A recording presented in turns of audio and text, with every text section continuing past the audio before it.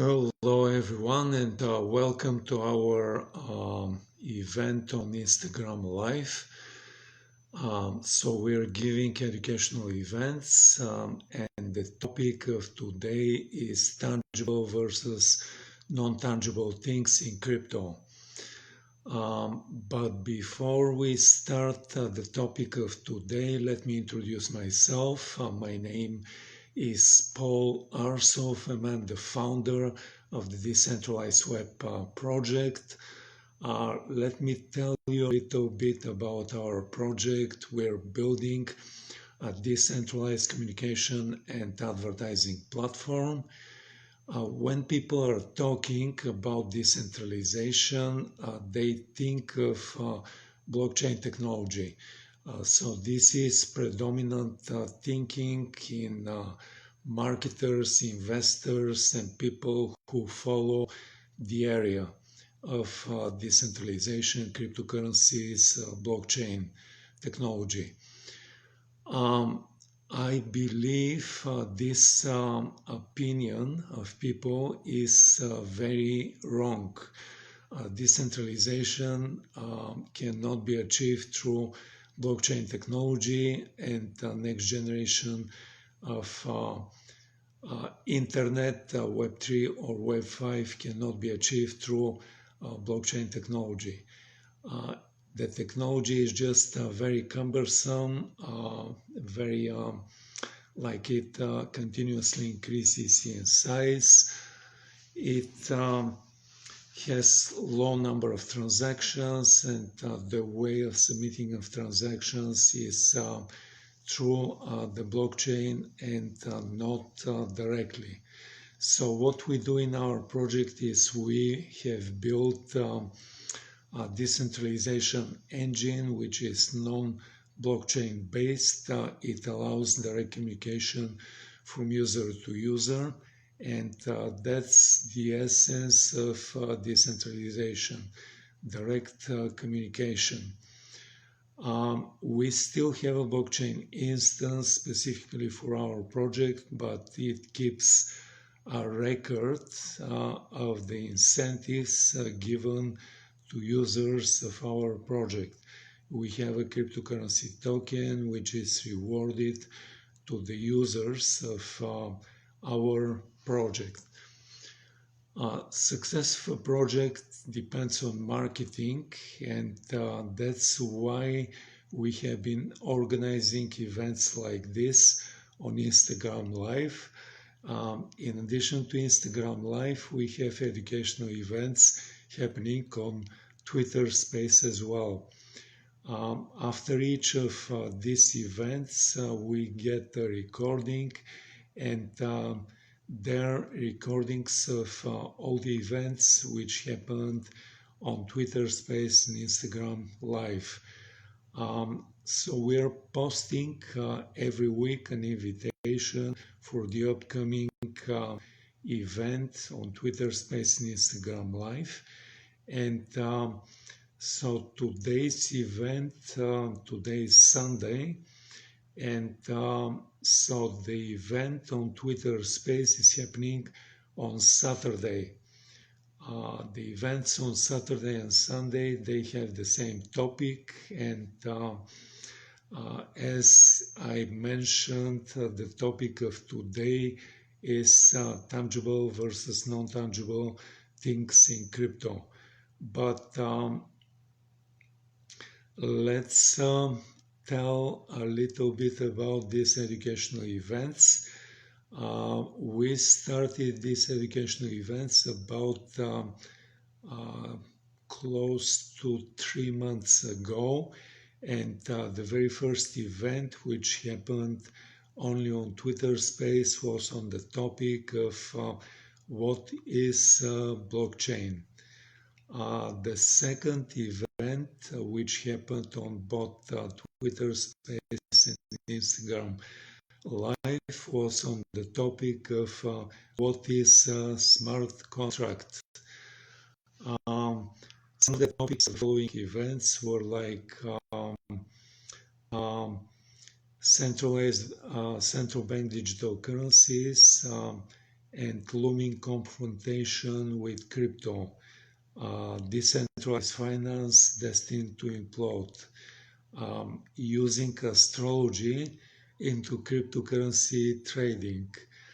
Um, we have Web3 or Web5, different visions and implementations, decentralization engines, blockchains as a decentralization engine, and different decentralization engine implementations.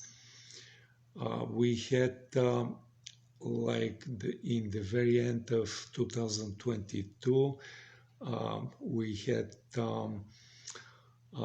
2022 reviewing crypto, what happened during 2022. Big crashes in crypto, analyzing big crashes in crypto, and the very previous, like the very start of the 2023, like last week, we had predictions for 2023 in crypto. But like in addition to these educational events, which are happening on Saturdays on Twitter Space and Sundays on Instagram Live, we have events which happen on Thursdays, and so the events on Thursdays are like 1 week on Thursday we have Ask Me Anything event, and then the following week we have demo day event, and in the demo day event we're actually showing what we have like in this decentralization engine that we built. Basically we have a graphical screen, there's a menu, there are some options, and there's some demonstration of decentralized communication from between two users. So like actually compared with other projects, we have a lot to show, really a lot to show. Most of the other projects, they're about the token or the coin or the blockchain, and there's very little to show. Basically, they show the movement of the token or the coin, and that's it about the project. But what we're showing is interesting, and so we're inviting people to come and visit the demo days, come and visit Ask Me Anything event on Thursdays. And so we're asking people to come and visit our educational events on Twitter Space and Instagram Live. So to do this, like to come to these events, you have to come and join one of our social networks, and so like you can come to our website, which is decentralizedwebaltogether.org. Like you can do a search, or you can come to the profile in our social networks. So if you're currently on Instagram Live, like you can go to our profile. It is Decentralized Web 1, Decentralized W1, and then you can click on there's a link in this profile, and the link is going to go to the page which is showing how to become a new user of the decentralized web. So if you come to other social network, if you come to Twitter Space, there's a link to the project, and as I said, it is decentralizedweb.org. We're building a community, and we're focusing on few social networks, but we're posting on a very long list of social networks. The list of networks includes Instagram, Facebook, Twitter, Telegram, TikTok, Pinterest, LinkedIn, Discord, and Reddit. So from this long list of social networks, we focus on Telegram, and come and join us on Telegram. Our Telegram group is decentralized_web. So as I mentioned, we have Ask Me Anything events and Demo Day events, which are happening on Thursdays, and the events they're starting on our Telegram channel, which I mentioned is decentralized_web3. And in addition to Telegram, which is a text only channel, so we are posting the text about Ask Me Anything. People can ask questions. We're also doing broadcasting on Google Meet and Twitter Space. So simultaneously we have Ask Me Anything event or a Demo Day event on Thursdays, simultaneously on Telegram in text, on Google Meet in video and audio, and Twitter Space, which is audio only channel. So we have, if we have Demo Day events, it is very recommended to join on Google Meet, so that you can actually see the demonstration through a shared screen.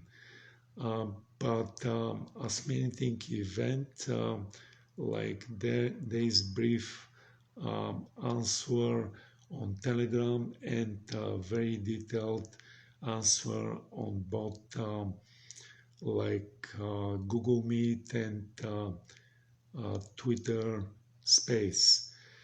But let's come back to the event, which for today is tangible versus non-tangible things in crypto. For the people who are joining this Instagram live event, you're welcome to type a question in the chat section, and so I could read this question and answer this question during my presentation. But talking about tangible versus non-tangible things, what is a tangible thing? A tangible thing, I think, is actually a thing which is real, which is maybe physical, and it is also a beneficial thing. In my previous talks and presentations, I was talking about crypto, and I keep mentioning that cryptocurrency and blockchain technology is good for creation of virtual value. But this virtual value does not translate into physical value, or if it translates into physical value, the physical value is actually very limited. But why is this? why do I think crypto creates virtual value which does not translate into real value? Let's look at the way people are entering cryptocurrency area. In general, people are entering cryptocurrencies through fiat currency. They deposit fiat currency, and this fiat currency is collected by stablecoin providers or centralized cryptocurrency exchanges. And this collected amount, it is deposited into banks, and further this collected fiat currency may be converted the stablecoin issuers. They would buy government treasuries, because the government treasuries, they guaranteed the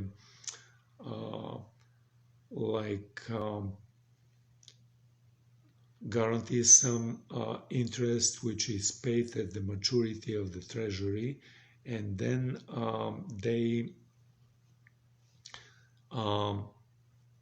they also guarantee the currency. Basically, if we have very large number of currency collected, the person, the bank or the organization which did collect this currency is going to look for a way to benefit from the large amount collected. And in the case of the very big collectors, very big issuers of stablecoin, one of them is Tether, which did issue USDT stablecoin. The other one is Circle, which issued USDC stablecoin. They bought big issuers, they bought US government treasuries with maturity, with different duration of maturity. So what, I started talking about stable coins, and the point of talking about this is that the amount of fiat currency collected from people which entered the cryptocurrency market is limited. So if you look at the market capitalization of Bitcoin, for example, if we have Bitcoin trading in 25,000 US dollars, and we have about 20 million Bitcoins. If we multiply the number of Bitcoins by the amount for one Bitcoin, 20 million by 25,000 US dollars, we have 500 billion stable coin dollars. So this is the market capitalization of Bitcoin. The number of Bitcoins multiplied by the Bitcoin price. And if we add the market capitalization of all the other cryptocurrencies, we may be having 1 trillion or maybe 1.5 trillion stablecoin dollars. But very few people know that the actual amount collected by stablecoin issuers is less than 100 billion paper, dollars, euros, Japanese yens, UK pounds.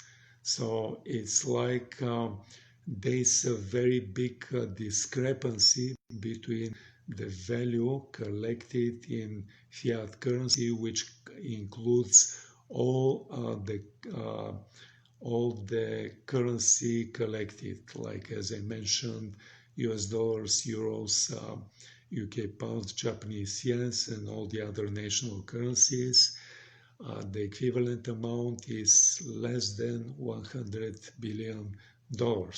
So if people start cashing out, like selling their bitcoins, ethereums, or other tokens and coins, getting stable coins, and then going further from stable coins to fiat currency, they're going to crush first the one specific stable coin which they're cashing out of crypto with.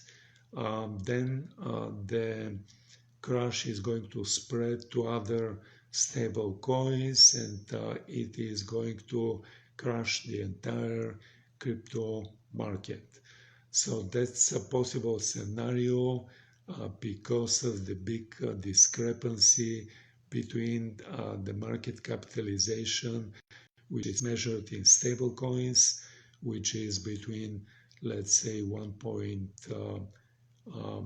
trillion, 1.5 trillion, or in the best times of crypto, it was maybe 2.5 trillion stablecoin dollars. But the actual amount of paper currency collected is less than $100 billion. So that's why I keep mentioning that the value which is created through crypto is virtual value. Um, it may translate to limited value in fiat currency, and so like if people start cashing out, the value may disappear. So the stablecoin issuers, like if faced with run out of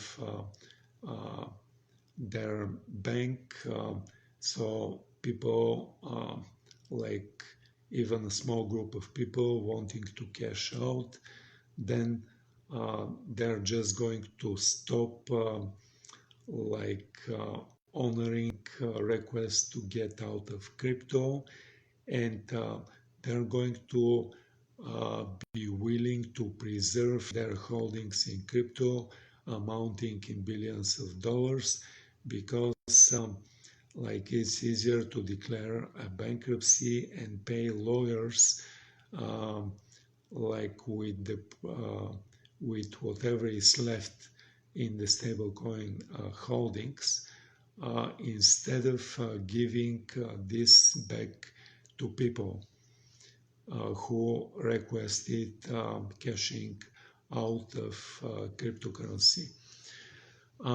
So like that's why I believe the area is like the area of crypto is basically like most of the areas in crypto are non-tangible. But let's look at the specific areas in crypto, and like I can define maybe 4 different big areas in crypto. One of the areas in crypto is decentralized finance, which is creating projects which most often they offer interest in staking of specific DeFi tokens. The second big area in crypto, I can look at NFTs as like very big area in crypto. Like NFTs are basically smart contracts deployed into a specific blockchain, and most often this non-fungible token is related with uh, an item which most often is a digital image.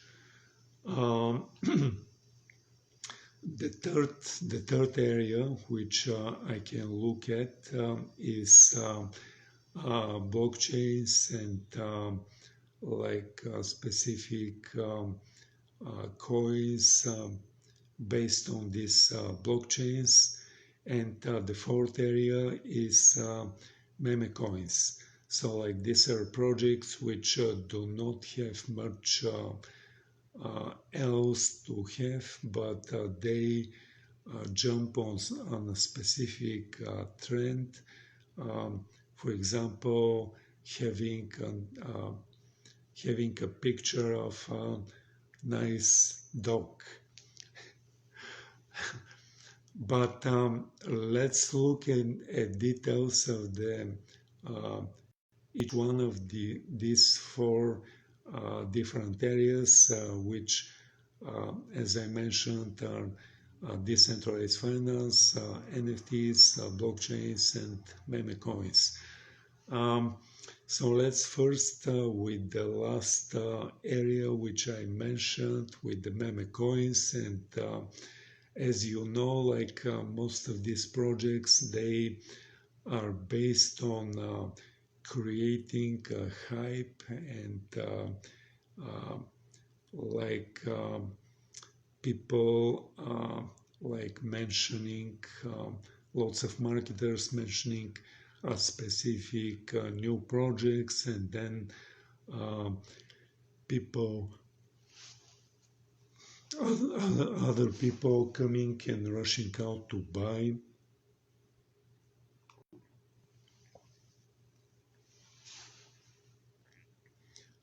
the specific crypto currency.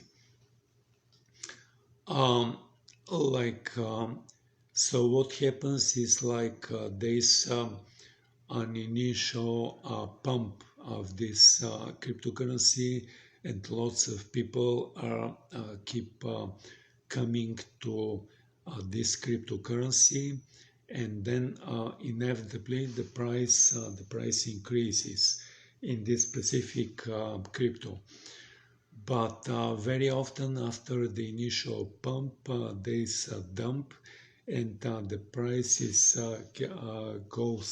goes down, and essentially lots of these projects they have the price crashing. Some other projects like for example Shiba Inu, the project based on the like funds which were collected through the offering of this coin. Based on these funds, they try to diversify into other areas, like to make something significant out of the project. But like whether this is going to be successful or not, it's under question.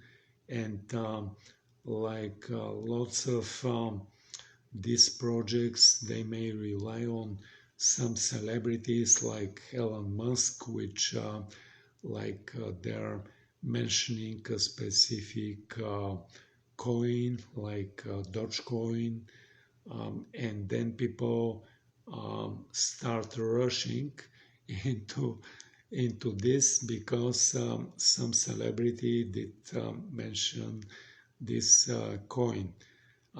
Essentially, the project and the coin may not have anything else but just being listed in few crypto exchanges, but like as long as price of a specific coin and token increases, like there is a rush of people who want to benefit from this increase in the price. Um, basically, in summary of this big area, I think like it's not tangible at all, and so very often it may end into so-called rug pull. Basically, a very big pump, a big initial price increase, and then dump, which crushes the price. And like if the founder of the project or the founders of the project do disappear with the proceedings of a specific token, we know for sure that this was an actual rug pull. But let's look at the next areas in crypto. Let's look at decentralized finance. About around the end of 2021, in November of 2021, there was a big conference called LA Blockchain Conference happening in Los Angeles, US. Like at that time in 2022, the event was free, and I did join this event, and I did get in contact with some of the people in this event, and one of the contacts of that I like got in contact with was a venture capitalist from Silicon Valley. We had an online meeting with me and this venture capitalist, and like in the very beginning of our conversation, he mentioned that he's like 2/3 of their portfolio, like venture capitalists, they have certain funds which they're distributing most often to startup projects, and he mentioned that 2/3 of their portfolio are invested into decentralized finance projects. I told him that I'm very skeptical about this area, and he was very curious about why I'm skeptical about decentralized finance area. And I told him that I'm a technology developer, and as a developer, I could like create decentralized finance token. Like every day, I can create a new token, literally every day. So like I would copy and paste a white paper, I could modify it a little, I could copy and paste a website, and then I would be having a decentralized finance project, one or more decentralized finance projects. Like to prevent people from selling my token or coin, I would offer interest for people who buy into this specific decentralized finance projects. I could offer 5%, or I could offer 50%, or I could offer even 500%, because I do have the whole initial supply of this token. So literally, that's the business of many decentralized finance projects, offering staking and offering interest on the staking. But let's look a little further into decentralized finance. let's look at the financing in the decentralized finance. The financing in DeFi does not cross into the physical world. The financing, it exists in the form of a token which is deployed in a specific blockchain, and it doesn't cross into other blockchains. And the financing, so like if we look at the financing into the physical world, like the financing is used by people getting loans from banks to do some things like buying a house or buying a car. So like going back into decentralized finance in crypto, so like the loans which are issued to people getting a specific token, decentralized finance token. It is used for like swapping and trading of a specific DeFi token. Basically, the financing is doing basically loaning and then swapping and trading of a specific token and coin, in addition to the staking and getting interest in a specific token and coin. So I think like this, in summary, this type of projects, it is not tangible, and I think like it is like it does not create anything other than tokens and like offering interest or getting interest from these tokens that like the specific project did create. This type of projects, they are very like conductive to crashes, as we saw in the very last big crash of Terra Luna. They did create their FTT token, and they did offer interest on staking of this FTT token, but no decentralized finance project, including the second or third big crypto exchange in the world called FTX. Even one of the biggest cryptocurrency exchanges could not meet the selling pressure for their token. Basically, every DeFi projects faced with like small or bigger selling pressure, they could crash and basically fall out, like declare bankruptcy or disappear in the way of a rug pull. Looking maybe a little further, people can ask themselves like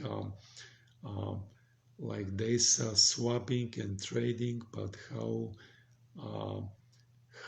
does like a specific token and coin get funds so that swapping is done? And so like the decentralized finance project, they have to put, like new projects, they have to put liquidity into other like swapping places so the swapping can be achieved. And so for example, I was curious of when I have a token or coin on Ethereum or Polygon or Binance Smart Chain with a swapping place called 1 inch. And I was told that I have to have equivalent of $20,000 put as a minimum liquidity, so that the swapping could be done into uh, into a specific token that I create as a project's token. So, like decentralized finance projects, they have to put initially some money to make possible swapping and trading. And this liquidity, it is not publicized, but it is limited liquidity. Other than this, like the projects, they collect the funds from people buying these tokens and coins, but they do not generate themselves other major tokens and coins like Bitcoin or Ethereum or other coins and tokens. So the amount of funds provided as a liquidity for swapping is based on the amount deposited from people buying into a specific token and coin. And that's basically like the specific DeFi project cannot offer anything more than they already collected in like tokens and coins from people who did buy into a specific coin or token. So that's about it. And the project, if they're met with a significant small or bigger selling pressure, then they're going to crash. And so like in the crash, like they could declare a bankruptcy so that they can preserve some of the assets which they collected, or the other scenarios is like disappearing in a matter similar to a rug pull. So that's the second area that I'm looking at, and I believe it's not tangible at all. But let's look at the third area, which is the area of NFTs. And so in this area, we have people who they like offered collections of, for example, digital images, and then other people, they bought into this collection, and they are owners of a specific digital image. So if I look at the collections of this as pieces of art, like I think some of the collections, they have art value, but there are lots of other projects which have very limited or very low art value, especially like low resolution images or images which are very similar to each other.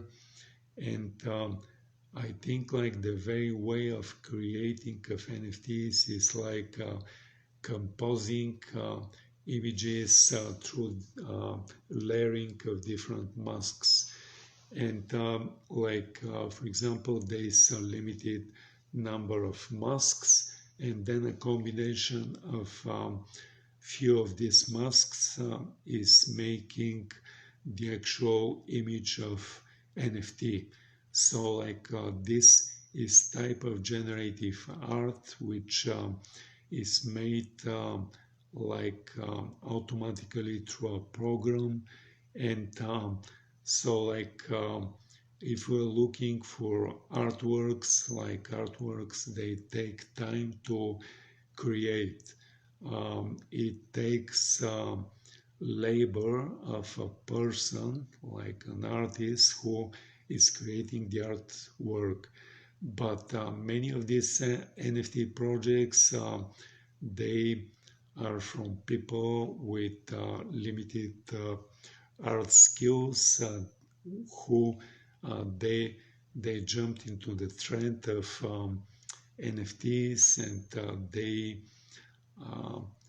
they want to create art, and they want to sell and monetize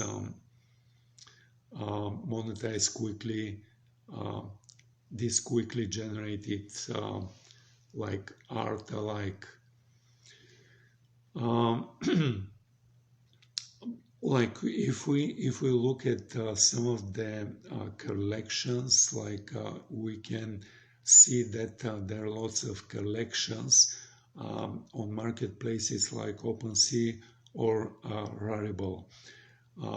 Like these marketplaces, they make it very easy, like paying maybe uh, 50 or $60. People uh, like people who create collections, they go to these marketplaces, and the entry is very low. Like the uh, issuers, the creators of the collections, they have they're paying very little to have their collections listed on a specific marketplace. But so like if we're talking about NFTs, like the NFT is an actual smart contract which have to be deployed on a specific blockchain, and deployment of a smart contract carries gas fees, and gas fees are fairly significant for like blockchain like Ethereum, or and they could be actually significant for Binance Smart Chain as well, because of the value of their underlying coin or token. And so if we look closely at the collections which are deployed, which are listed in marketplaces like OpenSea or Rarible, like lots of these collections, they're just listed, but they do not have deployed smart contracts. Basically, the buyer, like a little condition in these marketplaces, is the buyer is paying the gas fee for deployment of the smart contract of the NFT, and it makes the buyer the owner of a specific artwork. So most of the collections listed in marketplaces, they're not deployed as smart contracts for the reasons that people have to pay the gas fees for deployment of smart contracts. So if we look a little further of the art value, like if we look at the images, basically people going to the marketplaces, like if for example they go to the collection, a very famous collection, Bored Ape Yacht Club, made by Yuga Lab. So like essentially people could access, and they could see all the images of the bored apes which are listed in OpenSea. Basically, as a digital art, people could basically, when they click on a specific NFT, they have the whole digital image and the whole item.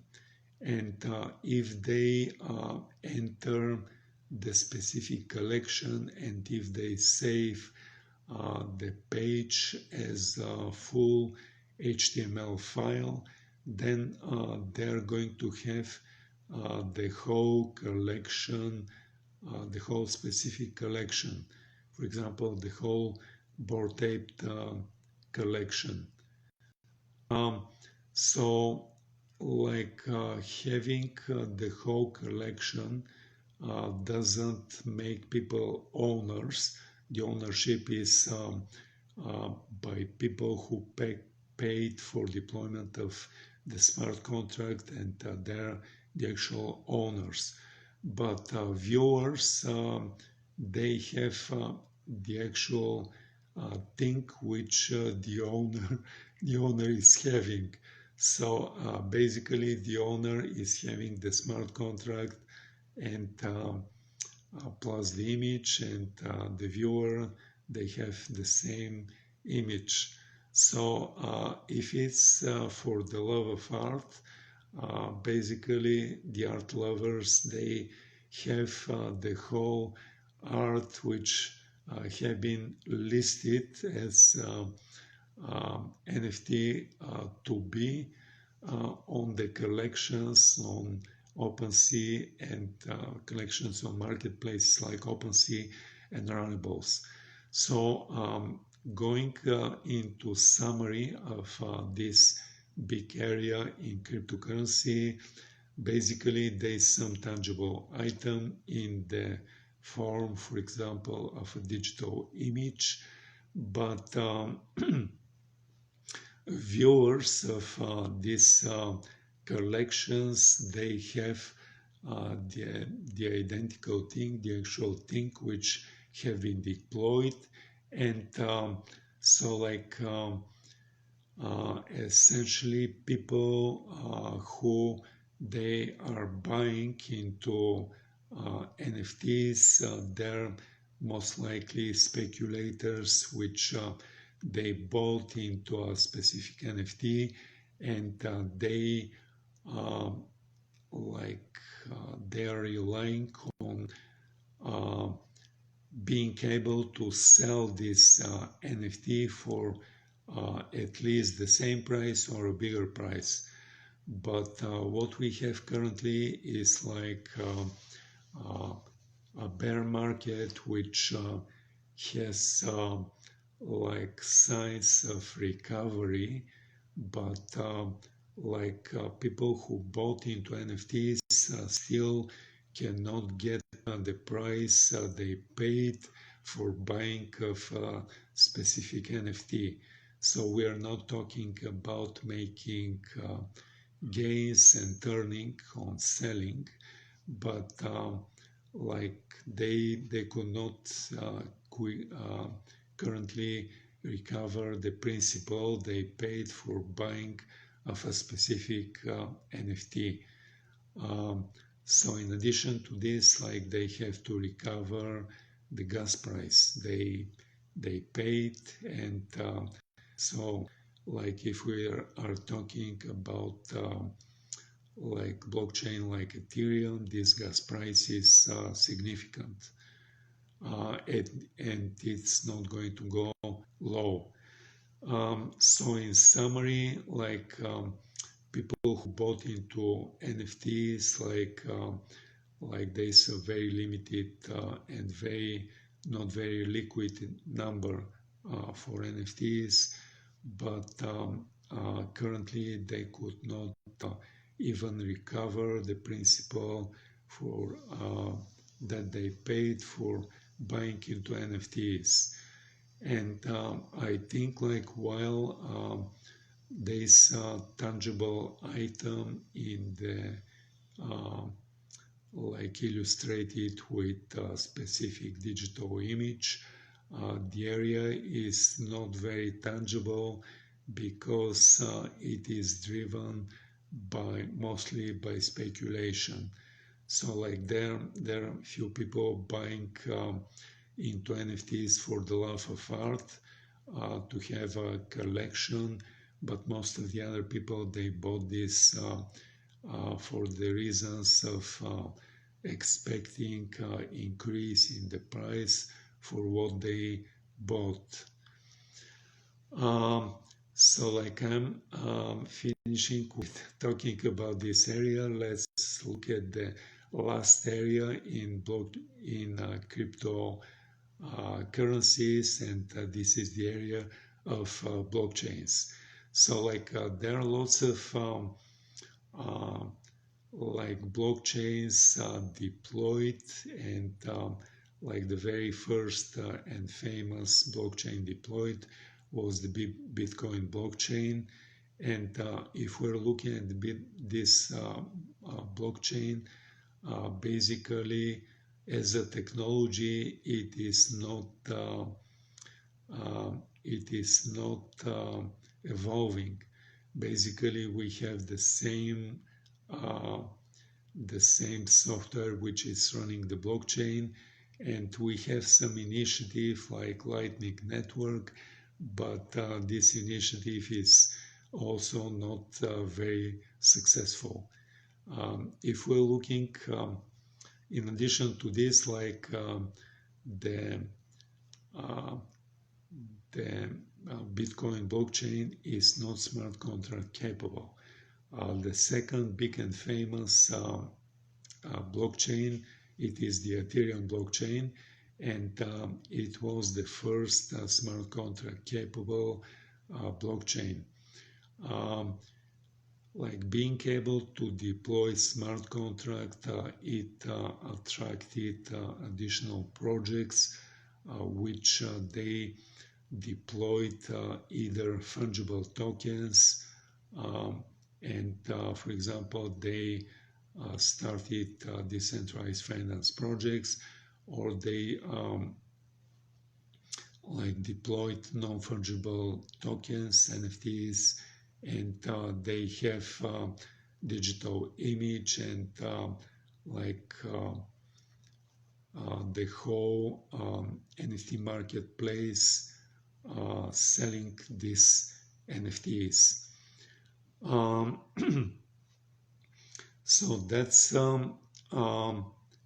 like we have non-smart contract capable blockchains, but most of the new types of blockchains like Solana and Aptos, they are smart contract capable, and basically they rely on building an ecosystem of projects, like projects coming to their blockchain, and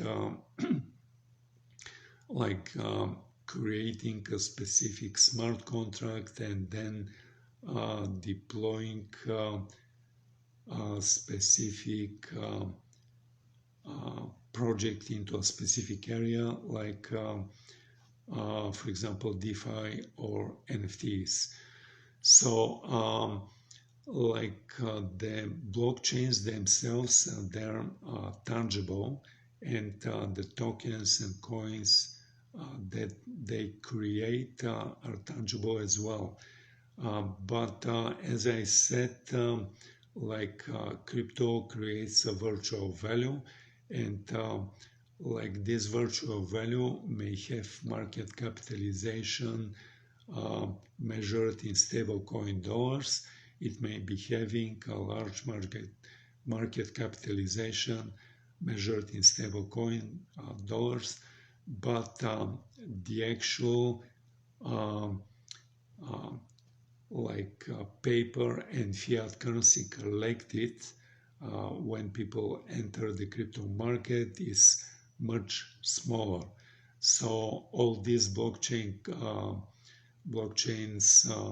which have their coins, and then they have the projects deployed on their blockchains, they rely on the like tangible and physical value through collected fiat currency, which is much smaller than the market capitalization of the specific blockchain or the entire crypto market, market capitalization of the entire crypto market. So I think like while the fourth area in blockchains, it is tangible, it relies on a limited tangible fiat value collected from people entering the crypto market. So I'm going to look at questions of if people asked, but I don't see questions. So if you have questions, you can type your question in the chat, and I would answer this question. But we're getting towards the end of this presentation, and I'm going to wrap up this presentation very soon. For those of you who came to this event, my name is Paul Arsov, and I'm the founder of the Decentralized Web project. We are building a decentralized communication and advertising platform.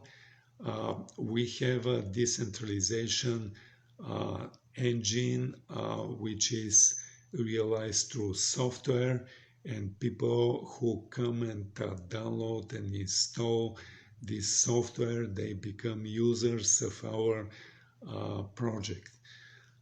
Decentralization is achieved outside of blockchains in our specific projects, but we have actually a blockchain instance, and we have a cryptocurrency token, and the blockchain instance is specific for our project. Basically, it holds the rewards for users of our decentralized web project. Success of our project depends on marketing, and that's why to make it interesting, we have these educational events which are happening like today on Instagram Live. Today is Sunday, and on Saturdays the events on the same topic they happen on Twitter Space. So after these events on Twitter Space and Instagram Live, we have recordings, and we are making these events every week, like every Saturday on Twitter Space and every Sunday on Instagram Live. And so we're making a web page with an invitation for the next week and following weeks, and the topic for the next Saturday and Sunday of the educational event is metaverse and blockchains.